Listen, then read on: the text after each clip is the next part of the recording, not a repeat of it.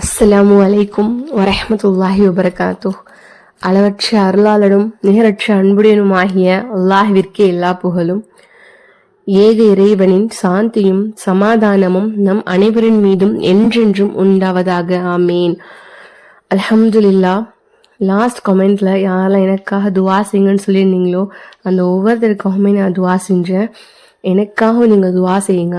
ஒரு முஸ்லீம் இன்னொரு முஸ்லீமுக்காக மறைமுகமாக துவா செய்யும் போது அல்லாஹு தாலா அந்த துவா உடனே கபல் செய்கிறான். மேலும் பக்கத்தில் ஒரு வானவர் நின்று கொண்டு யா அல்லாஹ் இவருக்கும் அதே போல கொடு அப்படின்னு சொல்கிறாங்க. எனவே இவங்க யாருன்னு தெரியலை, இவங்களுக்காக நம்ம துவா செஞ்சு என்ன பிரயோஜனம் அப்படின்னு நினைக்கவே வேணாம். நம்ம சகோதரிகளுக்காக மறைமுகமாக கேட்கிறோமோ அதையே அல்லாஹு தாலா நம்மளுக்கும் கொடுக்குறானா. அதாவது மலக்குகளே நம்மளுக்காக அல்லாஹ் இடத்துல கேட்குறாங்க. அப்போது யாராச்சும் துவா செய்யுங்கன்னு சொன்னால் கண்டிப்பாக அவங்களுக்காக துவா செய்யுங்க. ஏன்னா அவங்களுக்காக நம்ம துவா செய்யும் போது நம்மளுக்கும் அல்லாஹு தாலா அதே கொடுப்பான். இன்ஷா அல்லாஹ் அந்த துவாவின் மூலம் நம்ம ஒன்றிணைவோம்.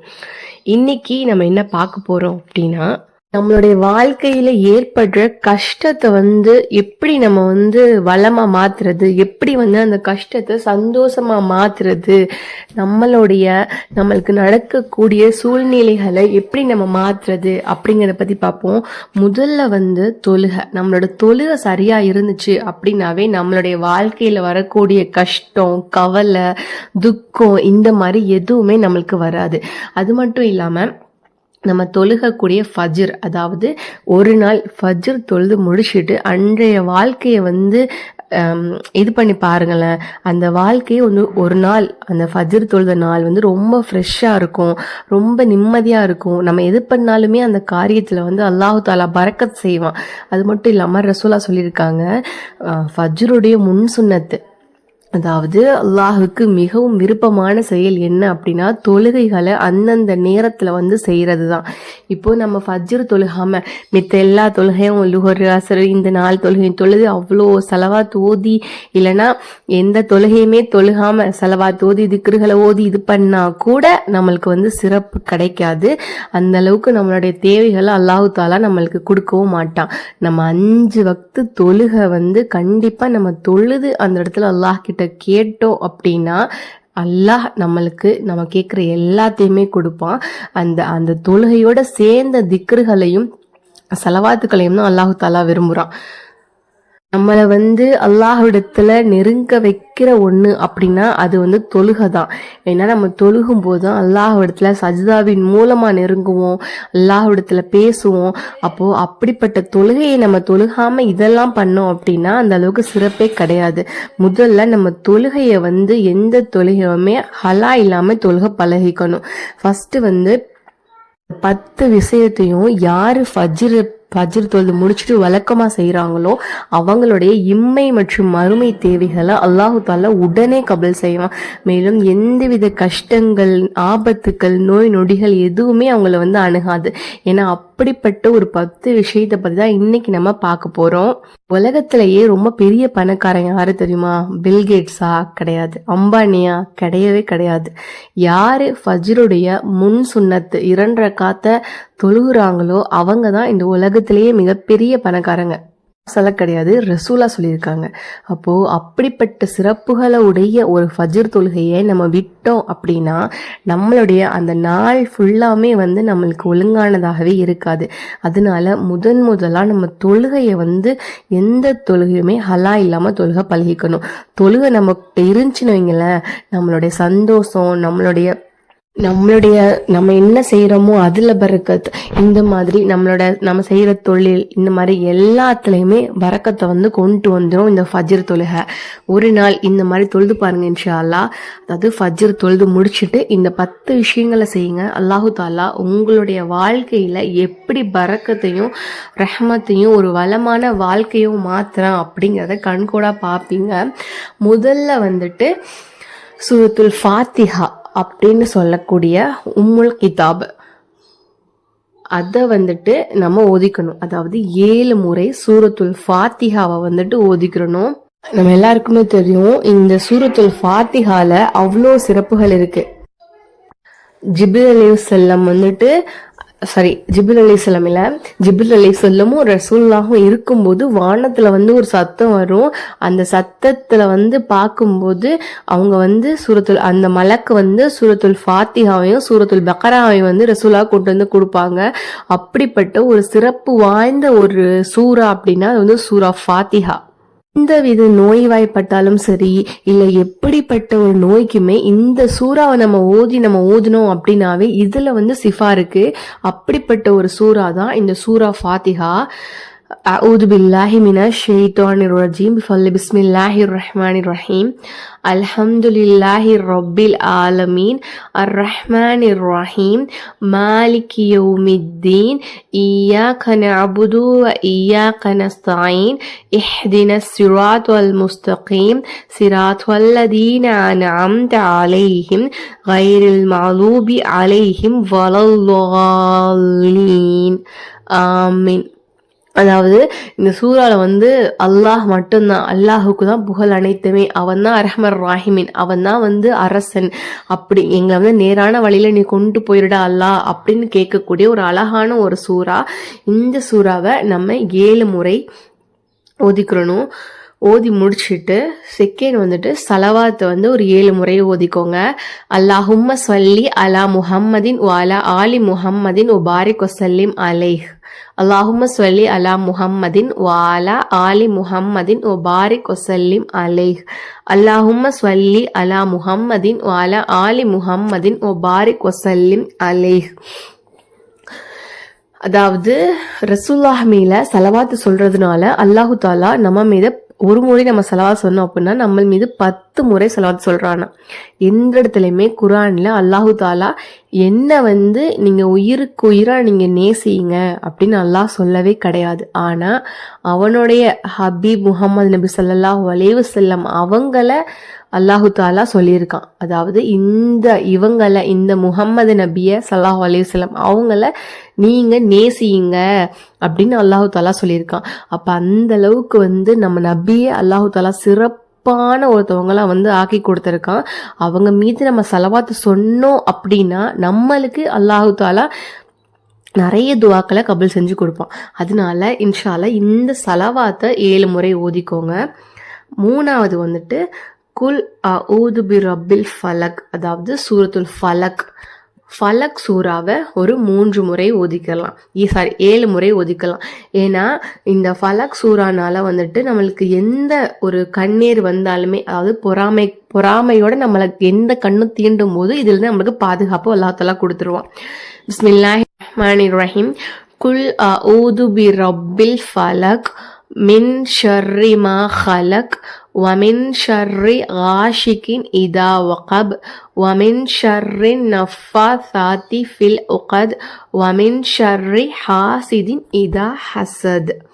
அதாவது இன்றைய நாள் ஆரம்பிக்கும் போது நம்ம அல்லாஹ்ட்ட வந்து எல்லா பொறாமைக்காரர்கள் பொறாமையின் தீங்கை விட்டு என்னை பாதுகாத்துரு, நிச்சயமா வந்து வணக்கத்திற்குரியவன் நீ தான் அப்படின்னு அல்லாஹ்ட்ட வந்து நம்ம கேட்டுறோம்.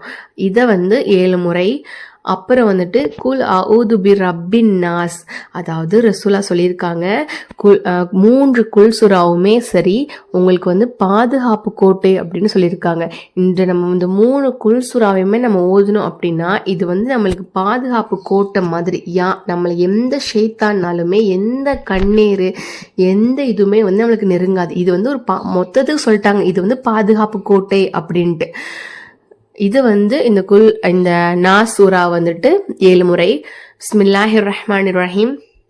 குல் அஊது பி ரப்பின் நாஸ் மலிக்கின் நாஸ் இலாஹின் நாஸ் மின் ஷர்ரில் வஸ்வாசில் ஹன்னாஸ் அல்லதி யுவஸ்விசு ஃபி சுதூரின் நாஸ் மினல் ஜின்னதி வன்னாஸ்.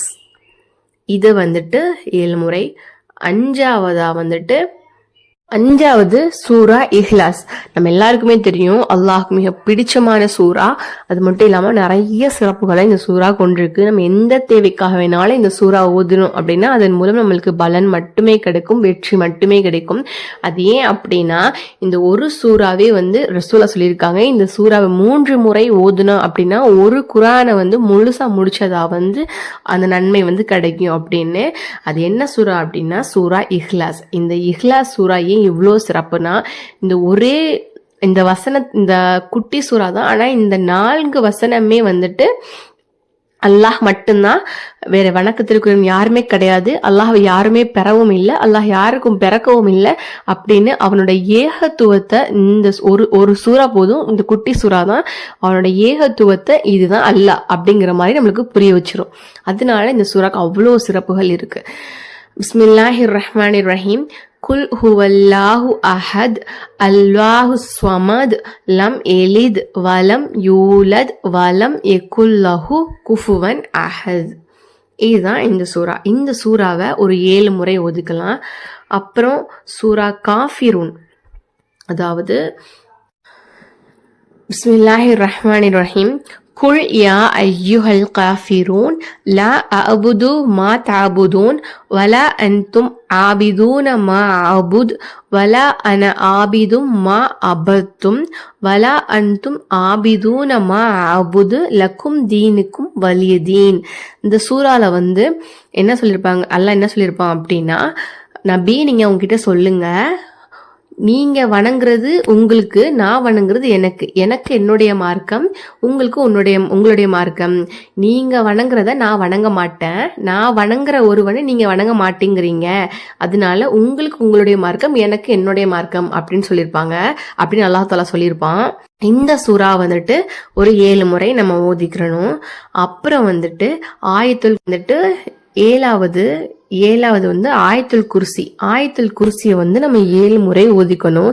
இந்த ஆயத்துல் குர்சி நம்மளுக்கு எப்படி வந்துச்சு, அதாவது ஒரு முறை வந்து ரசூல்லா வந்து ஒரு பொருட்கள் வந்து ஒரு சஹாபிட்ட கொடுத்து இதை வந்து பத்திரமா பார்த்துக்கோங்க அப்படின்ட்டு போவாங்க. அப்போ வந்து அந்த இரவுல ஒரு திருடன் வருவான். திருடன் வந்து அதை வந்து எடுக்க போகும்போது அந்த திருடனே இந்த இதை சொல்லி கொடுத்துருப்பான், இந்த ஆயத்துல் குர்சியை. அந்த திருடன் வேறு யாரும் கிடையாது, ஷெய்தான் தான். ஷெய்தானே இந்த ஆயத்தை வந்து சொல்லி கொடுத்துருப்பான். அதுதான் இந்த ஆயத்துல் குர்சி. அதாவது இந்த ஆயத்துல் குர்சினால நம்ம ஓதிட்டோம் அப்படின்னா எந்த கெட்ட ஷெய்தானும் வரமாட்டான், எந்த விச ஜந்துக்கள் எல்லாத்துக்கிட்ட இருந்துமே நம்மளுக்கு வந்து பாதுகாப்பை வந்து ஏற்படுத்திடும் இந்த ஆயத்துல் குர்சி. அவுதுபில்லாஹி மினஷ் ஷைத்தானிர் ரஜீம். பிஸ்மில்லாஹிர் ரஹ்மானிர் ரஹீம். அல்லாஹு லா இலாஹ இல்லா ஹுவல் ஹய்யுல் கய்யூம் லா தஅஹுதுஹு சினத்து வலா நௌம் லஹு மா ஃபிஸ் ஸமாவாதி வ மா ஃபில் அர்ள் மன் தல்லதி யஷ்ஃபஹு இன்தஹு இல்லா பிஇذنி யஅலமு மா பைன ஐதீஹிம் வ மா கல்ஃபஹும் வலா யுஹீதூன பிஷைஇன் மின் இல்மிஹி இல்லா பிமா ஷாஅ வஸிய குர்சியுஹு ஸமாவாதி வல் அர்ள் வலா யஊதுஹு ஹிஃப்லுஹுமா வ ஹுவல் அலியுல் அலீம். இதுதான் இந்த ஆயத்துல் குர்சி. இதை இன்ஷா அல்லாஹ் ஒரு 7 முறை நம்ம ஓதிக்கிறோம். ஏன்னா அன்றைய நாளுக்கு தேவையான எல்லாத்தையுமே நம்ம பாதுகாப்பாக இருக்கட்டும், நம்மளுக்கு வந்து ரிஸ்கில் இதை பறக்கத்தாக இருக்கட்டும், எல்லாத்தையுமே நம்ம இந்த 10 விஷயங்கள் மூலம் அல்லாஹ்கிட்ட வந்து ஒரே நாளில் நம்ம காலையிலே கேட்க போகிறோம். அதனால இந்த ஆயத்துல் குர்சியை வந்து 7 முறை. 8வது வந்துட்டு 3ஆம் கலிமா இருக்குல்ல, அந்த 3ஆம் கலிமா வந்து 7 முறை. 3ஆம் கலிமா என்னது? சுப்ஹானல்லாஹி வல்ஹம்துலில்லாஹி வலா இலாஹ இல்லல்லாஹ் வல்லாஹு அக்பர் வலா ஹவுல வலா குவத இல்லா பில்லாஹில் அலியில் அலீம். இந்த வார்த்தைகள் வந்து அவ்வளோ சிறப்பான வார்த்தைகள். அதாவது அல்லாஹுவை புகழ்றதுல அவ்வளோ ஒரு சிறப்பான ஒரு வார்த்தைகள். அதனால இந்த ஒரு சூறாவை நம்ம இந்த ஒரு கலிமாவை நம்ம 7 முறை ஓதிக்கணும். அப்புறம் வந்துட்டு 9வது நம்மளோட தவறுகள் நினைச்சு இஸ்திக்ஃபார்னா என்ன? நம்ம அல்லாஹ் கிட்ட வந்து மன்னிப்பு கேட்கறது. அப்போ ஒரு 7 முறை அஸ்தக்ஃபிருல்லா அப்படின்னு ஒரு 7 முறை நம்ம தவற நினைச்சு வருந்தி அல்லாஹ்விடத்துல இஸ்திக்ஃபார் செய்யறது. அஸ்தக்ஃபிருல்லா வந்து 7 முறை சொல்றது. 10வது வந்துட்டு சலவாத்து. திரும்ப ஏதாச்சும் ஒரு சலவாத்தை நம்ம 7 முறை ஓதி இதை வந்து நம்ம முடிக்கிறோம். இந்த விஷயம்லாம் பண்றதுக்கு ஒரு 10 நிமிஷம் ஆகுமா? ஏன்னா எல்லா சூறாவுமே குட்டி குட்டி சலவாத்து தான் நம்ம வந்து ஓதியிருக்கோம். இப்போ இந்த மாதிரி அல்லாஹ் இடத்துல நம்ம துவா ஒரு நாளைக்கு நம்ம ஃபஜ்ர்லேருந்து இந்த மாதிரி துவா செஞ்சுட்டோம் அப்படின்னா நம்ம பண்ற ஒவ்வொரு விஷயத்துலையுமே அல்லாஹு தாலா நம்மளுக்கு பரக்கத்துக்களையும் ஏராளமான ரஹ்மத்துக்களையும் நம்ம எதுக்காக நம்ம பண்றோமோ அந்த காரியத்துல சிறப்பையும் வெற்றியையும் நம்மளுக்கு கொடுத்துருவான். ஒரு நாள் இந்த மாதிரி செஞ்சு பார்த்தோம் அப்படின்னா நமக்கு எல்லாமே கிடைச்சிரும். நடக்காதுன்னு உறுதி செஞ்ச காரியத்தை கூட அல்லாஹு தாலா நம்மளுக்கு நடத்தி வச்சிருவான். இன்ஷா அல்லாஹ் ஒவ்வொரு நாளுமே இதை வளமையாக்கி கொள்ளுவோம். இதை வளமையாக்கிக்கிட்டோம் அப்படின்னாவே நம்மளோட வாழ்க்கை வந்து மிக சிறப்பாகவும் சந்தோஷமான முறையிலையும் போகும். இன்ஷா அல்லாஹ் இதை செய்யக்கூடியவர்களாகவும் இதன் மூலம் நல்ல பலன்கள் பெறக்கூடியவர்களாகவும் அல்லாஹ் உங்களையும் இணையும் ஆக்குவானாக. இது யாருக்கெல்லாம் பயனுள்ளது அப்படின்னு நினைக்கிறீங்களோ அவங்க கூட கண்டிப்பா ஷேர் பண்ணிக்கோங்க. அல்லாஹ் நம்ம அனைவருக்கும் ஜன்னத்துல் ஃபிர்தௌஸ்ங்கிற உயர்ந்த சொர்க்கத்தை தருவானாக. துஆ செய்வதாக விடைபெறுகிறேன். அல்ஹம்துலில்லாஹி ரப்பில் ஆலமீன். அஸ்ஸலாமு அலைக்கும் வரஹ்மத்துல்லாஹி வபரகாத்துஹு.